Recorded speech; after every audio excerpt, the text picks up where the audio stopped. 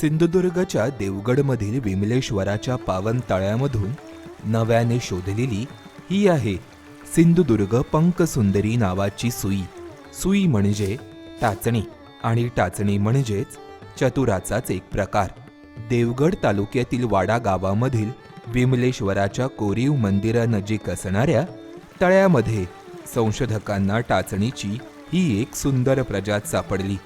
सिंधुदुर्गातील जैवविविधतेला मान देण्यासाठी त्यांनी या प्रजातीचं नाव ठेवलं सिंधुदुर्ग मार्शदाट.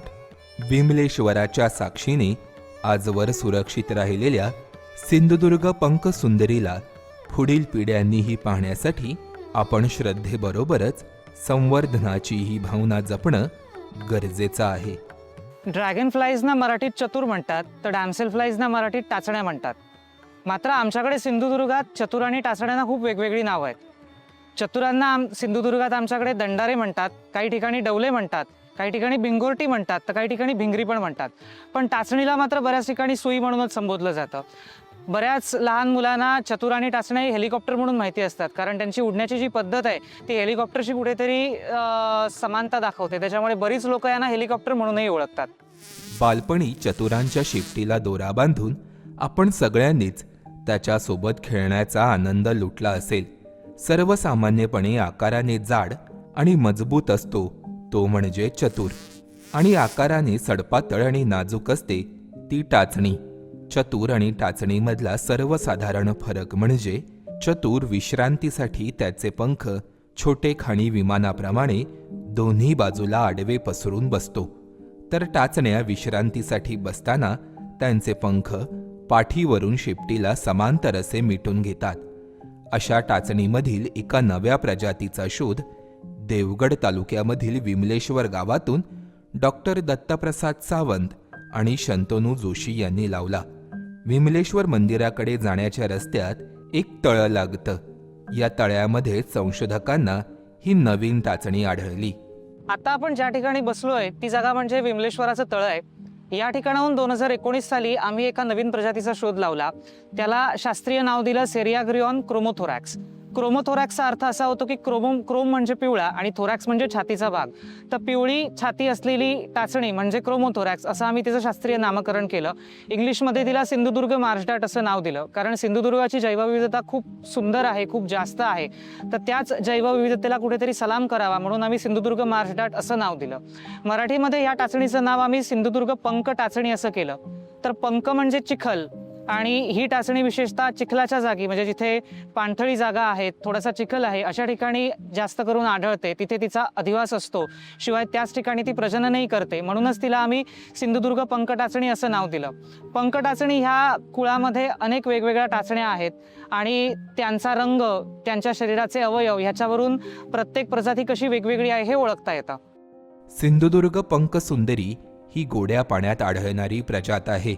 तिचा अधिवास असणारे गोड्या पाण्याचे जलस्रोत प्रदूषित झाल्यास ही टाचणी त्या ठिकाणी अधिवास करत नाही. जुलै महिन्याचा शेवटचा आठवडा ते सप्टेंबरच्या पहिल्या आठवड्यापर्यंतच ती दिसून येते. यामधील नर हा हळदीसारखा पिवळसर रंगाचा साधारण 3.9 सेंटीमीटर आकाराचा असतो, तर मादी त्याच्यापेक्षा किंचित लहान 3.7 सेंटीमीटरची असून हिरवट पिवळ्या रंगाची असते.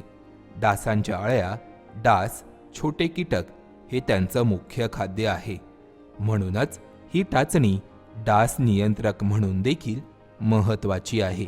आता तुम्ही म्हणाल या टाचणीला आम्ही पण पाहिलंय, पण थांबा, ही पहा सिंधुदुर्ग पंकसुंदरी सारखीच दिसणारी ही आहे कोरोमंडल मार्शडाट टाचणी. यांमधला फरक काय, तर कोरोमंडलचा पाठीचा भाग हा हिरवा असतो, तर सिंधुदुर्ग पंकसुंदरीचा पिवळा. कोरोमंडल मार्शडाट ही वर्षभर पूर्ण भारतभर दिसते, तर सिंधुदुर्ग पंकसुंदरी ही विशिष्ट काळ आणि केवळ काही भागांपुरताच दिसते. सिंधुदुर्ग पंक टाचणीचा पहिला शोध याच ठिकाणी लागला, म्हणजे या विमलेश्वराच्या तळ्यात लागला. त्याच्यानंतर आम्हाला वेगवेगळ्या ठिकाणाहून ह्या टाचणीचे फोटोग्राफ्स दिसायला लागले. सगळ्यात प्रथम रत्नागिरी ती टाचणी आढळून आली. रत्नागिरीच्या कातळसड्यांवर देवी, हसोळ, राजापूर, शिवाय कसोप, पणसोप या ठिकाणी सुद्धा ही टाचणी दिसली. त्याच्यानंतर गोव्यातनं काही नोंदी आम्हाला दिसल्या आणि आता तर केरळमधून सुद्धा ही टाचणी दिसायला लागली आहे. सो एकंदरीत कोकणाचा मध्य भाग म्हणजे रत्नागिरी जिल्हा ते अगदी दक्षिण भारतात केरळ इथपर्यंत या टाचणीचा अधिवास आढळतो. मात्र आश्चर्याची अशी एक गोष्ट आहे की सह्याद्रीच्या वरच्या भागात म्हणजे जिथे दख्खनचं पठार सुरू होतं त्या ठिकाणी अजून या टाचणीचा आढळ मिळालेला नाही. त्याच्यामुळे कदाचित ही टाचणी किनारपट्टी भागातच प्रदेशनिष्ठ असावी असा आमचा अंदाज आहे. शतकानुशतके श्रद्धेने जपल्या गेलेल्या विमलेश्वराच्या या पवित्र तळ्याने आज विज्ञानाला देखील एक अनमोल भेट दिली आहे. देवस्थानाच्या परिसरातील हे स्वच्छ तळं धार्मिक आस्थेचं केंद्र नाही, तर असंख्य दुर्मिळ जीवांचाही आश्रयस्थान आहे. सिंधुदुर्ग पंकसुंदरीचा शोध हे त्याचेच जिवंत उदाहरण आहे.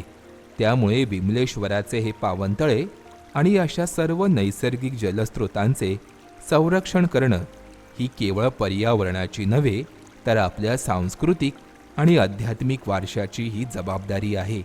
कारण निसर्गाचे रक्षण करणं हीच खरी ईश्वरभक्ती आणि जैवविविधतेचे संवर्धन हीच भविष्यासाठीची सर्वात मोठी पूजा आहे. तुम्हाला हा व्हिडिओ कसा वाटला हे आम्हाला कमेंट करून नक्की कळवा. पाहत रहा आणि फॉलो करा MHA MTB वाईल्डलाईफ.